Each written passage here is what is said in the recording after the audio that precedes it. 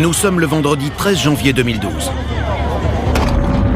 Le navire de croisière Costa Concordia percute des rochers au large des côtes italiennes. On allait mourir noyés, on était coincés à l'intérieur. Les passagers affolés tentent de quitter le navire en train de couler. J'ai vu des gens se faire piétiner par d'autres passagers dans la panique. On se serait cru dans une scène de Titanic. La catastrophe fera 32 victimes parmi les passagers et l'équipage. Mais aujourd'hui, 20 mois plus tard, l'épave du Concordia va enfin être dégagée de sa tombe marine. Il s'agit de l'une des opérations de récupération les plus audacieuses jamais tentées. Les meilleurs ingénieurs au monde vont essayer de remettre à flot un navire plus grand que le Titanic, pour lui faire reprendre la mer.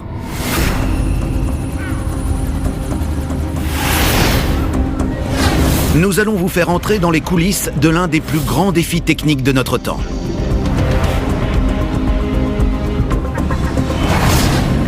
Le renflouement du Costa Concordia.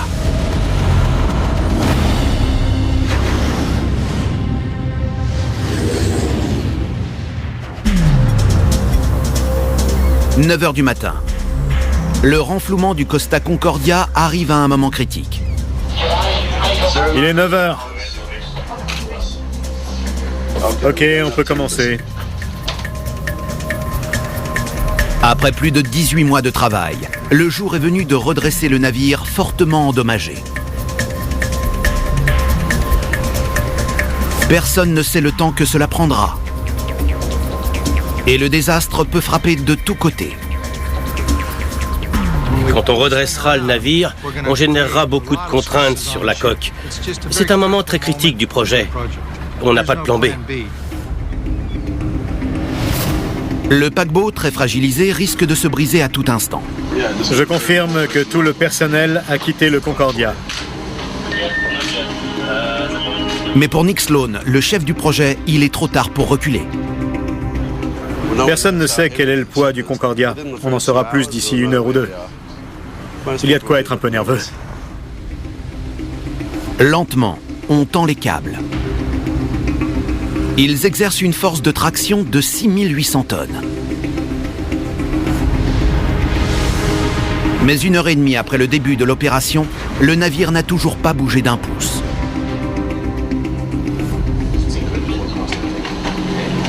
Arrêtez tout immédiatement. Passez sur le canal 7-7. Pour en arriver là, les ingénieurs ont dû repousser les limites de leur capacité technologique. Lors de son naufrage, le Concordia s'est retrouvé en position très vulnérable sur les rochers. Désormais, il est recouvert de milliers de tonnes de matériel. D'énormes caissons de flottaison ont été soudés à son flanc exposé. Il s'agit de le redresser et de le faire basculer sur une gigantesque plateforme en acier. On installera ensuite d'autres caissons de flottaison qui lui permettront de remonter graduellement à la surface. Si tout se déroule comme prévu, le Concordia sera ensuite remorqué pour être démoli. Cette opération est donc à qui tout double. Ce plan audacieux portera-t-il ses fruits ?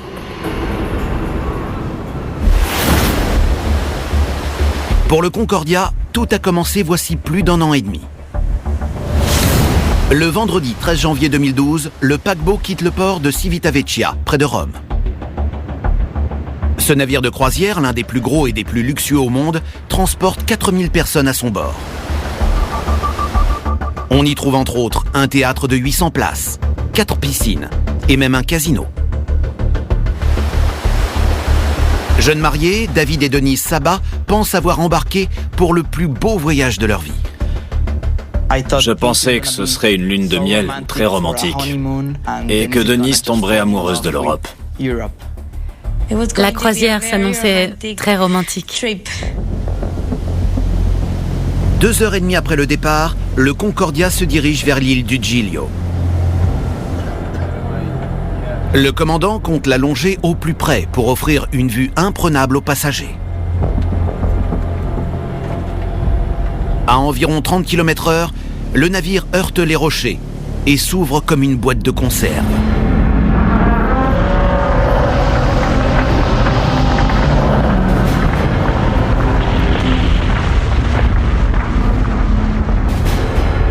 Les passagers n'ont aucune idée de ce qui se passe.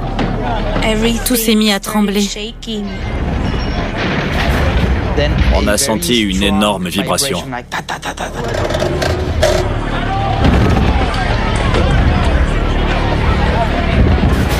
Le navire s'est mis à pencher d'un côté, et c'est là que j'ai sorti mon caméscope pour commencer à filmer. Les films des passagers témoignent de la terreur qui règne alors à bord.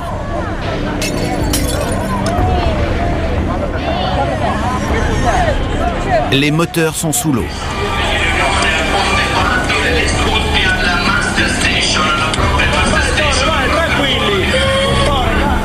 Privé de propulsion, le Concordia dérive sur 2 km vers la haute mer. À bord, c'est le chaos. Les passagers se bousculent devant les canots de sauvetage. J'ai un petit enfant!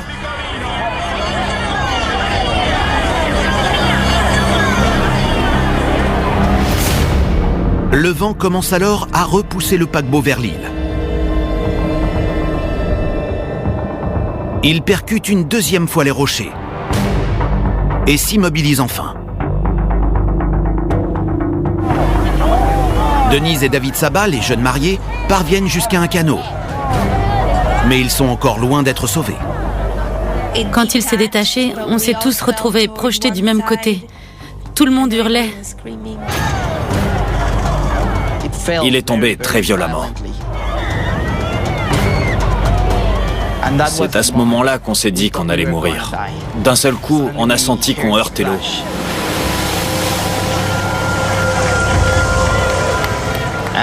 On a su qu'on ne risquait plus rien. On n'arrivait pas à y croire. Alors que l'eau s'engouffre dans le navire, Georgia et Dean Ananias de Los Angeles sont coincés à l'intérieur avec leurs 2 filles. Ils n'ont aucun moyen de sortir.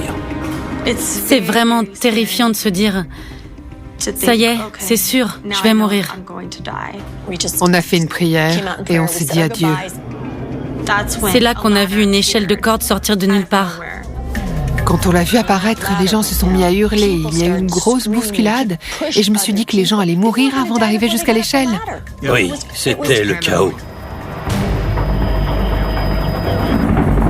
Les gardes-côtes italiens font de leur mieux pour localiser le bâtiment échoué. Sur la gauche, sur la gauche. Leurs caméras infrarouges scrutent l'obscurité, mais sans résultat. Lorsqu'ils trouvent enfin le Concordia, ils sont frappés d'horreur. Le voilà. Ouais, il est sous l'eau. T'as vu ça? Qu'est-ce qui s'est passé?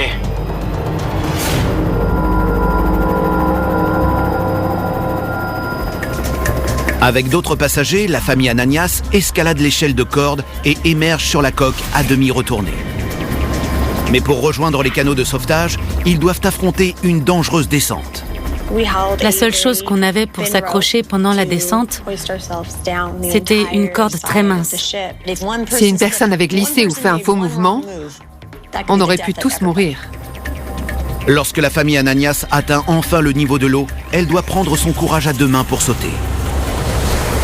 Les canots de sauvetage montaient et descendaient au gré des vagues. Il fallait bien calculer son coup pour sauter. Quand j'ai vu les passagers sur le canot, je me suis dit qu'il fallait que j'arrive jusque-là, moi et toute ma famille, et qu'il fallait tout faire pour ça. Je n'ai plus hésité. Ensemble, ils sautent sur le canot qui se dirige ensuite vers la terre ferme. Leurs 5h30 de cauchemar sont enfin terminées. Toute la nuit durant, on assiste au balai frénétique des canots qui emportent les survivants et les victimes jusqu'au minuscule port de l'île.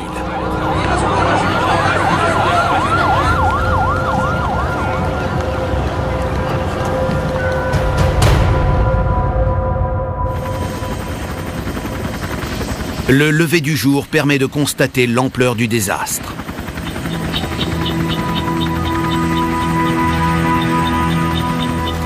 L'énorme rocher que le Concordia a percuté est toujours incrusté dans son flanc. Les plongeurs partent à la recherche des disparus.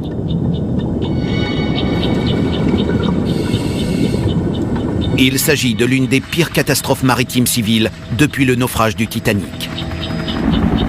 Tandis que les autorités cherchent à savoir ce qui s'est passé, les propriétaires du Concordia se retrouvent face à un problème de taille.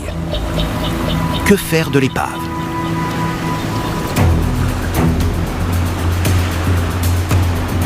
Ils s'adressent donc à Titan Marine. Cette entreprise, basée en Floride, a déjà réussi des renflouages risqués. Mais le Concordia dépasse de loin tout ce qu'ils ont jamais entrepris. Pour diriger l'opération, Titan Marine engage Nick Sloan, expert international en renflouage. Ensuite, on enverra un autre bateau en renfort et on rajoutera un groupe électrogène. Nick a l'habitude des opérations de grande envergure, mais l'échelle de celle-ci le laisse presque sans voix. Pour vous donner une comparaison, on peut additionner toutes les missions que j'ai effectuées jusque-là et les multiplier par 10 pour arriver au niveau du Costa Concordia. C'est la plus grosse opération de renflouage que j'ai jamais faite, et de loin. Ces plongeurs commencent par évaluer les dégâts et font une découverte capitale. Le Concordia repose sur le rebord d'une falaise sous-marine à pic. S'il bascule, il coulera 100 mètres plus bas. Quand un navire de cette taille commence à bouger, on ne peut plus l'arrêter. S'il glisse ou s'il se retourne, on ne le reverra plus. Les ingénieurs doivent désormais éviter que se produise cette nouvelle catastrophe.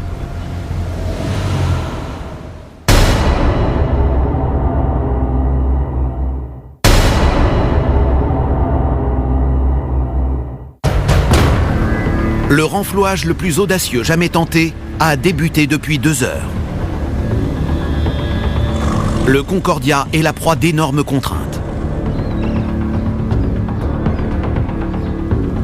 Dans la salle de contrôle, les responsables du projet surveillent le déroulement de l'opération.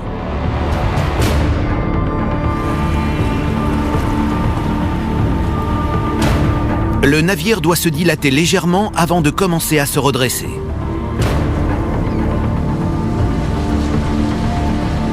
Enfin, les portions rouillées de la coque émergent lentement de l'eau.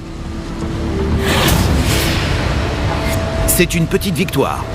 Tout le monde est rassuré de voir que tout se passe comme prévu.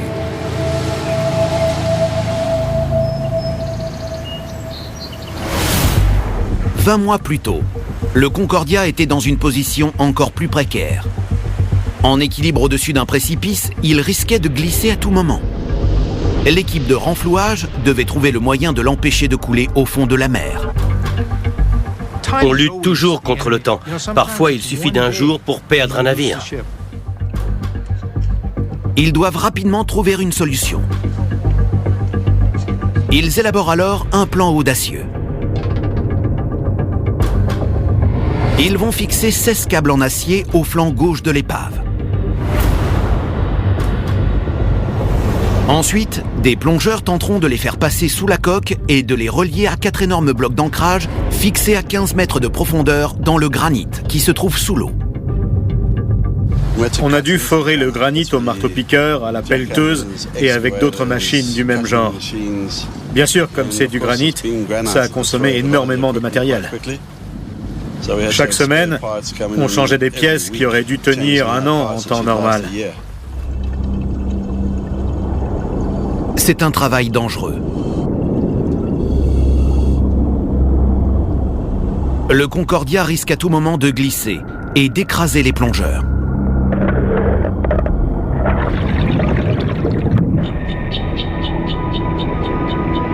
Non sans mal, ils parviennent à passer les câbles en acier sous la coque et à les fixer au bloc d'ancrage.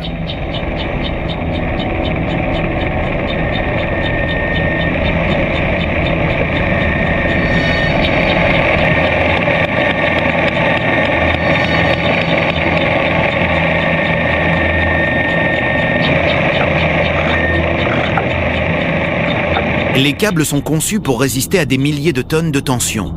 Cela devrait suffire à empêcher le navire de bouger. Mais les plongeurs n'ont pas le temps de se reposer sur leur laurier, car ils découvrent ensuite un autre problème très sérieux. Le Concordia ne repose que sur 2 affleurements rocheux, l'un sous la proue et l'autre sous la poupe. Sa vaste section centrale n'a rien pour la soutenir, ce qui impose une immense contrainte à la coque. Le navire gît tel un pont enjambant l'espace qui sépare les 2 affleurements et subit donc une contrainte pour laquelle il n'a pas été conçu. Comme l'épave reposait sur ces 2 rochers, cela crée une situation très dangereuse. Le Concordia peut se briser d'une minute à l'autre. Au fil du temps, avec le passage des tempêtes hivernales, le navire a commencé à se déformer. Il risquait de se casser sous le simple effet de son poids. La solution, combler le trou entre les 2 rochers et la coque en y injectant 5000 tonnes de béton dans d'énormes sacs. L'opération est d'une telle ampleur qu'il leur faut faire venir leur propre usine de béton flottante pour l'amarrer devant le Concordia. On va couler entre 16 000 et 18 000 tonnes de béton dans des sacs que les plongeurs iront installer entre les 2 rochers sur lesquels repose le navire. Et jusqu'ici, on a déjà effectué près de 13 000 plongées.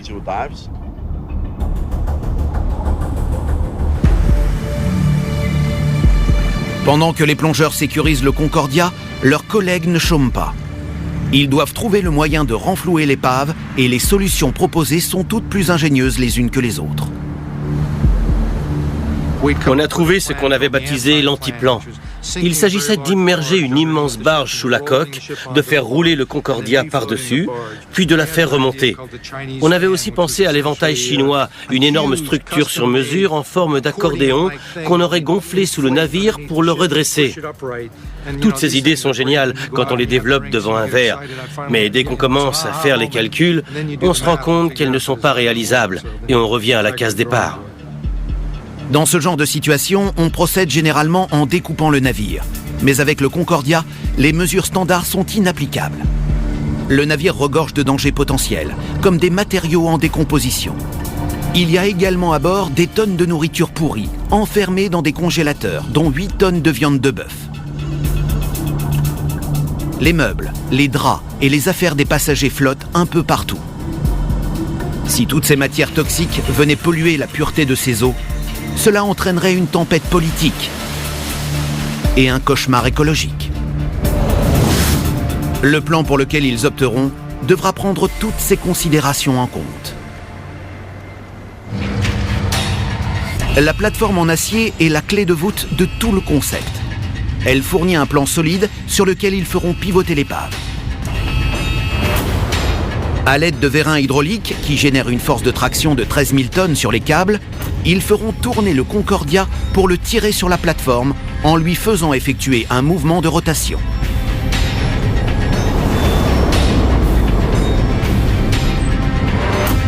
Ensuite, les 30 énormes caissons de flottaison seront fixés à la coque, puis vidés de leur eau, ce qui fera remonter le géant des mers à la surface. S'il résiste à l'opération, le Concordia quittera l'île du Giglio sans rien avoir perdu de ses matériaux toxiques. C'est un plan sûr, rapide, un plan qui n'aura quasiment aucun impact écologique sur ce magnifique endroit. Le plan est osé et regorge de dangers. C'est la première fois que l'on essaie de renflouer un navire de cette taille et c'est donc un saut dans l'inconnu. C'est une idée non conventionnelle. Elle est inédite et rien ne prouve qu'elle est viable, parce qu'elle n'a jamais été tentée. Nous devions tout concevoir en partant de rien. Elle nécessite la mise en œuvre de techniques complexes à une échelle inédite. On a dû concevoir, fabriquer et mettre en place 35 000 tonnes d'acier, soit 5 fois le poids de la Tour Eiffel. C'était une tâche titanesque. Rien de tout cela n'est standard. Si on entre dans une boutique et qu'on demande du matériel pour redresser un navire de plus de 100 000 tonnes, le vendeur risque de ne pas savoir quoi répondre. Tout a dû être conçu et construit spécifiquement pour ce projet. Pour manipuler cet équipement hors norme, ils font appel à l'une des flottes de renflouage les plus puissantes jamais assemblées. Des navires de toutes les mers du globe arrivent à la rescousse. Le Svenja fournit la puissance de levage nécessaire. Ces 2 palans peuvent lever 1000 tonnes chacun. Tout se met en place juste au bon moment pour le début de l'opération. Cette grue flottante, la M30, est l'une des plus grosses au monde.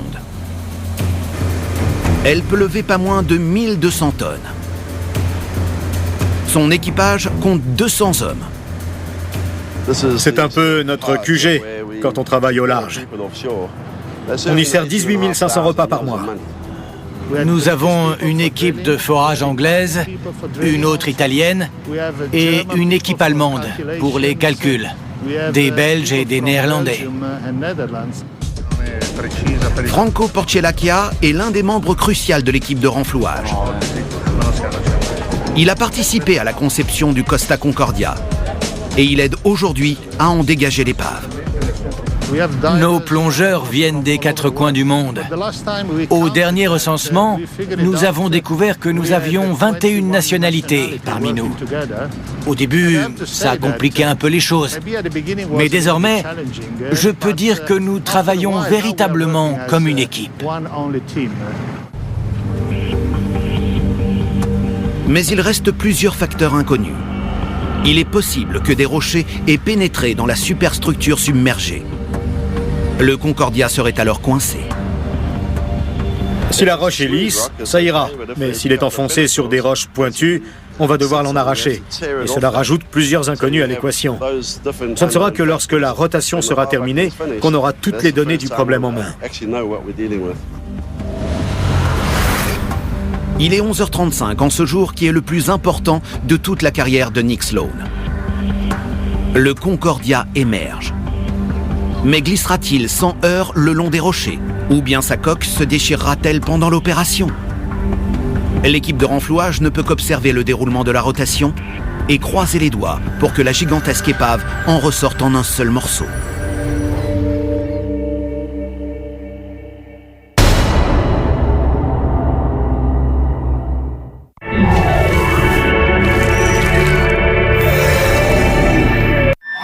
Entrez dans la matrice de la technologie. « 20 mois après s'être échoué sur la côte de l'île du Giglio, le Concordia refait parler de lui. Son renflouage est à la une de tous les médias.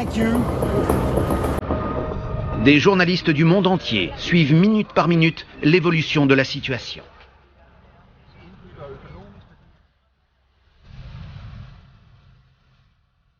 Dans la salle de contrôle, Nick Sloan et ses hommes attendent nerveusement. La progression est d'une lenteur insoutenable. Enfin, au bout de 7 heures, le Concordia se détache des rochers. C'est un immense soulagement. Le navire continue à se redresser. Il y a 1 an, personne ne pouvait affirmer que cette tactique fonctionnerait.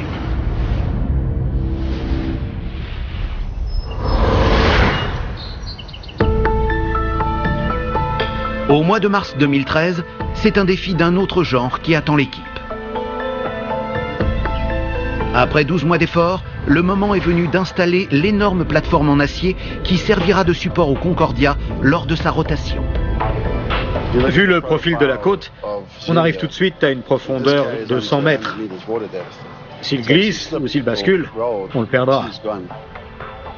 Il faut commencer par forer d'énormes trous dans la pente en granit pour y fixer la structure. La dureté de la roche, combinée à la raideur de la pente, présente un problème presque insurmontable. Imaginez que vous utilisez une perceuse manuelle sur une plaque de verre inclinée à 45 degrés. L'outil n'arrêterait pas de glisser. C'est exactement le problème qu'on a rencontré. Dès que la mèche entrait en contact avec le granit, elle rebondissait. Le premier trou nous a pris 6 semaines. Les 2 premiers mois de l'hiver ont été un véritable cauchemar. Un par un, ils finissent par forer tous les trous d'1,80 m de diamètre. Ils y insèrent ensuite 26 énormes piliers en acier. Puis, c'est l'arrivée de ces gigantesques structures en acier faites sur mesure. Elles servent à soutenir les 60 000 tonnes du Concordia. Les 3 plus gros éléments mesurent 40 mètres de long pour un poids de 1000 tonnes. Enfin, la M30, l'une des seules grues flottantes au monde, capable de soulever un tel poids, met les plateformes en place avec une précision millimétrique. Bout à bout, leur superficie équivaut à un terrain de football et demi. Chacune de ces plateformes représente un projet de 3 ans pour les entreprises qui les fabriquent. On a réussi à les concevoir, à les construire, à les livrer et à les installer en seulement 8 mois et demi. Il faut ensuite rajouter 13 000 tonnes de sacs de béton pour combler le trou qui sépare la coque des plateformes.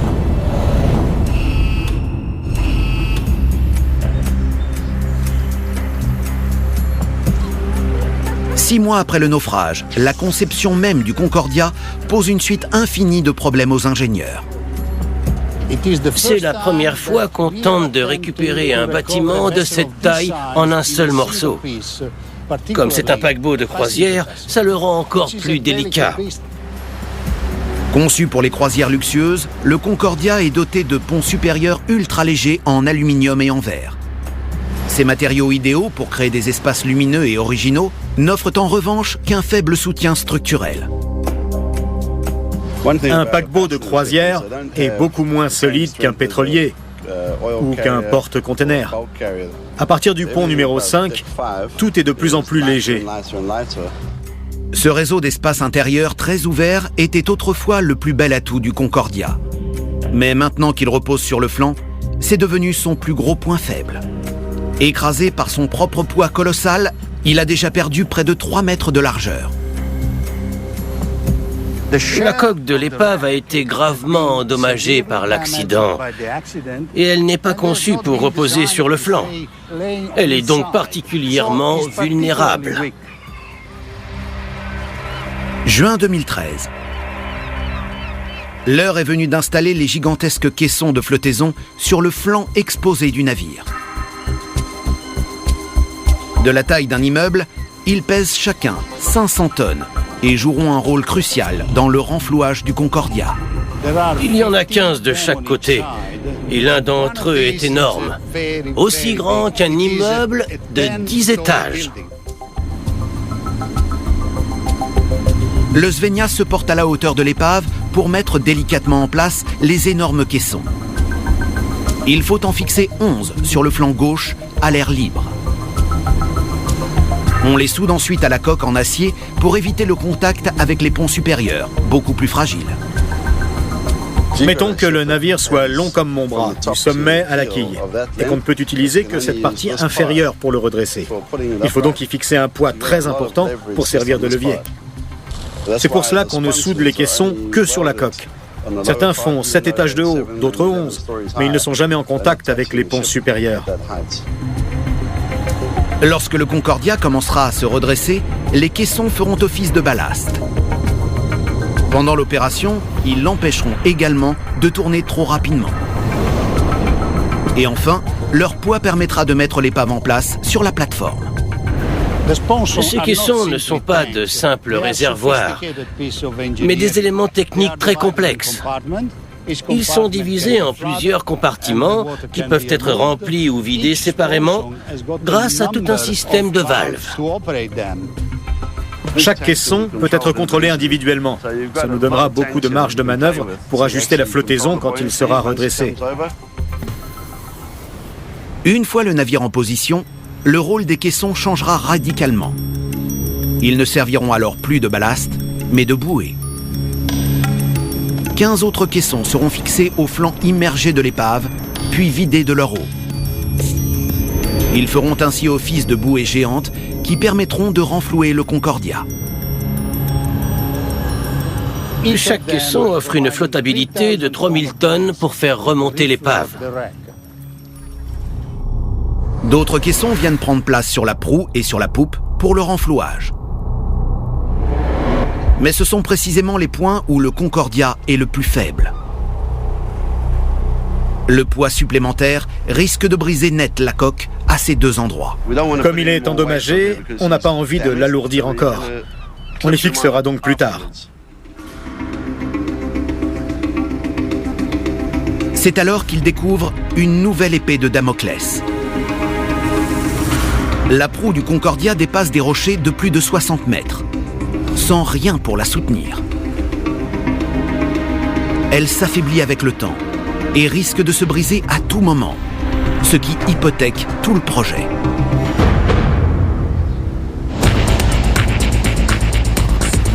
Nick Sloan et ses hommes mettent donc au point une nouvelle solution radicale. Leur idée est ingénieuse, ambitieuse et monumentale. De près, ça a l'air encore plus grand. On voit à peine ceux qui sont dessus. Il s'agit d'un flotteur de soutien, mais d'une taille gigantesque. Il se placera comme une Minerve sous la proue du Concordia. C'est exactement comme un collier cervical que l'on porte lorsque l'on est blessé au cou. On va le placer de part et d'autre de la proue du Concordia, en quelque sorte pour stabiliser son cou et éviter les complications cervicales. Construit par le même chantier naval italien que le Concordia, ce flotteur est spécialement conçu pour coller à la proue avec la plus grande précision. La proue reposera entre les deux éléments qui sont taillés selon l'angle de son évasement.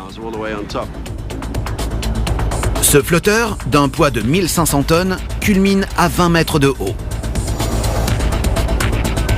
Il faut mobiliser le Svenja et ses grues titanesques pour le mettre en place. Peu de grues flottantes sont capables de soulever 1500 tonnes et de les installer avec une précision d'1 mètre. Aidé par une technologie satellite ultra précise, le Svenja se positionne à la perfection et fait lentement descendre le flotteur.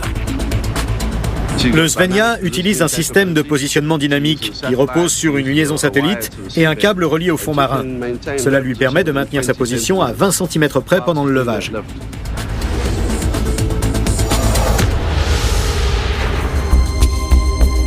Le flotteur est rempli d'eau, placé sous la proue du Concordia, puis fixé à l'aide d'attaches géantes en acier. La construction et la mise en place de ce flotteur de soutien était peut-être l'étape la plus difficile de tout le projet. Le gilet de sauvetage métallique du Concordia est enfin en place. Le plus gros problème qui se pose à nous, c'est de dégager cette structure très fragile en un seul morceau. Tous les autres composants de l'opération, la conception des plateformes, le forage des trous dans le granit pour les fixer, l'installation des caissons de flottaison sur la coque, ou encore le flotteur, qui est un projet gigantesque à lui tout seul, ce sont autant d'immenses défis techniques que nous avons réussi à surmonter. Une seule question reste encore en suspens. Comment générer la puissance nécessaire pour dégager l'épave géante du Concordia des rochers? La solution se trouve dans les espèces de grosses seringues rouges soudées sur le sommet du navire. Il s'agit de vérins hydrauliques à traction de câbles. Les câbles entrent sous le vérin et ressortent au-dessus.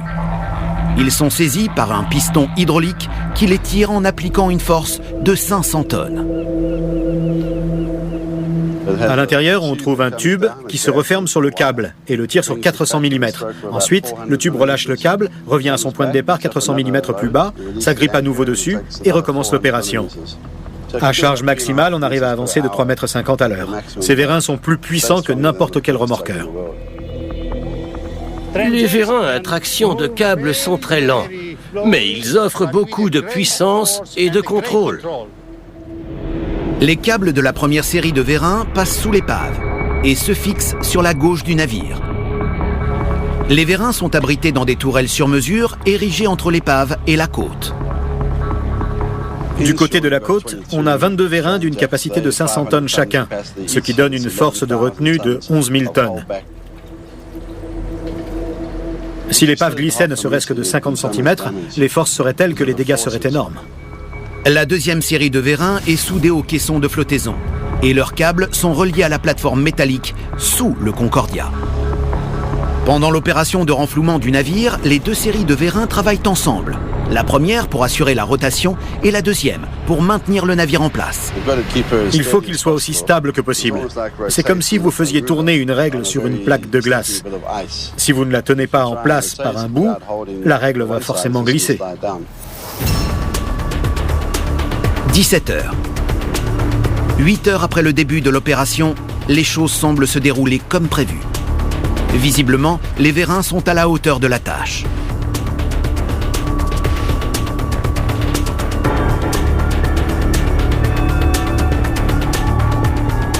Le Concordia est remonté de 10 degrés.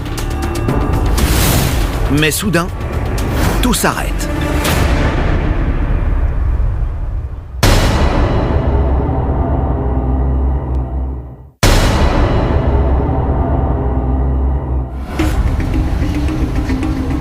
Pour Nick Sloan, l'expert chargé de renflouer l'épave du plus gros naufrage des dernières décennies, c'est une très longue journée.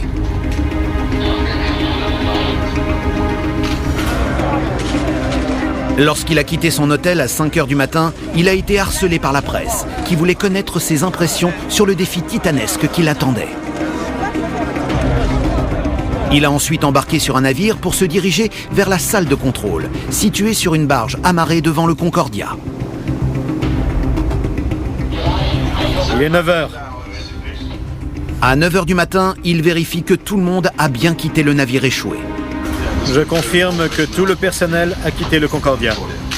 Maintenant, le redressement de l'épave peut commencer. Ok, on monte de 10%.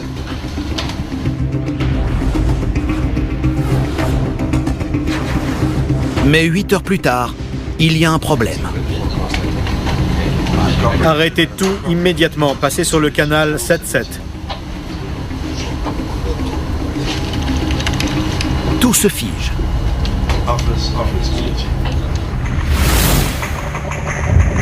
Une équipe d'intervention rapide va voir de plus près.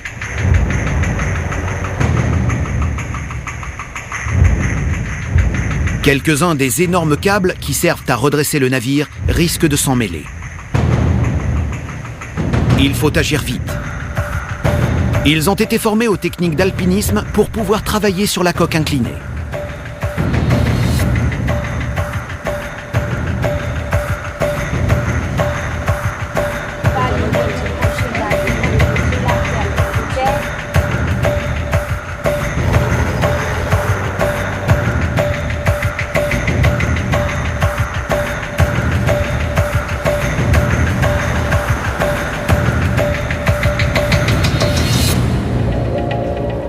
Ils parviennent à régler le problème.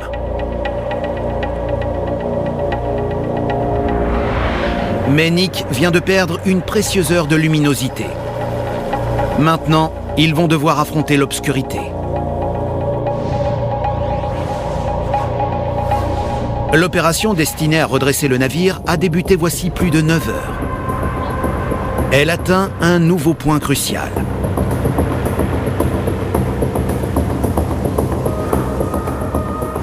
En entamant la rotation, nous générons une énorme contrainte sur la partie inférieure tribord de la coque qui pourrait s'affaisser. Si cela se produit, cela changera le point de pivot du navire et on en arrivera au point où on ne pourra plus le faire pivoter. C'est donc un problème très sérieux.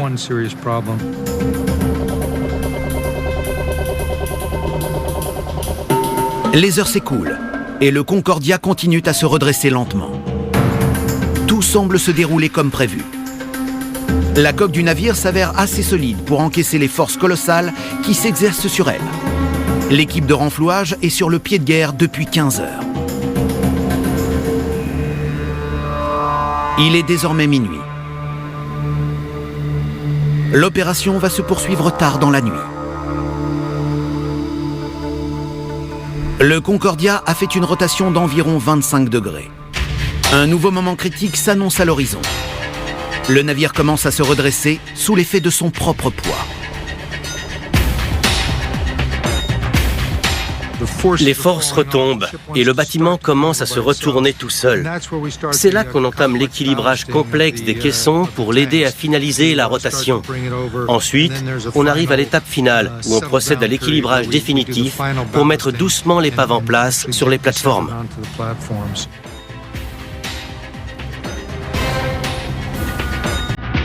La puissance des vérins à traction de câble n'est plus nécessaire.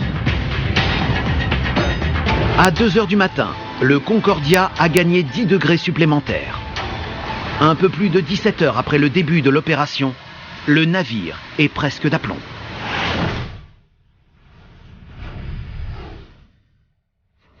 Le danger est désormais que la rotation s'avère trop forte.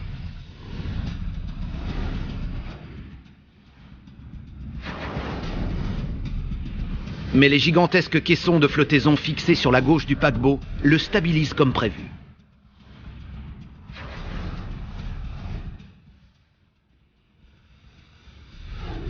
Enfin, un peu avant 4 heures du matin, le Concordia est redressé. Tout le poids du géant déchu repose désormais sur les plateformes en acier.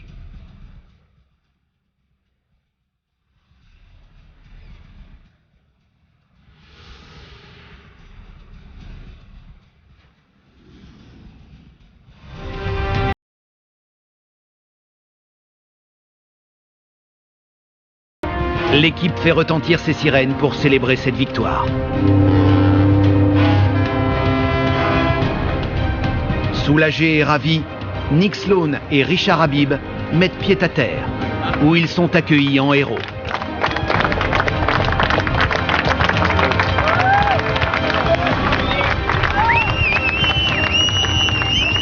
Il n'y a eu aucune fuite, aucune pollution, et le bateau est parfaitement redressé.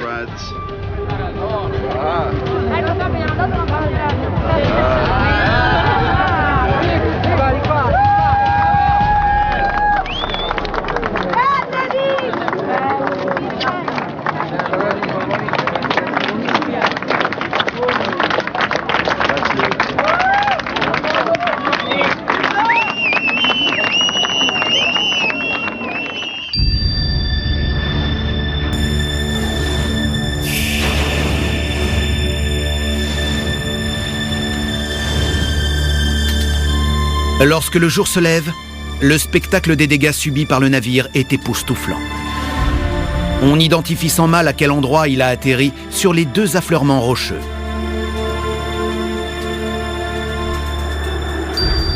Des rideaux, des bagages, toutes sortes de débris sont parfaitement visibles.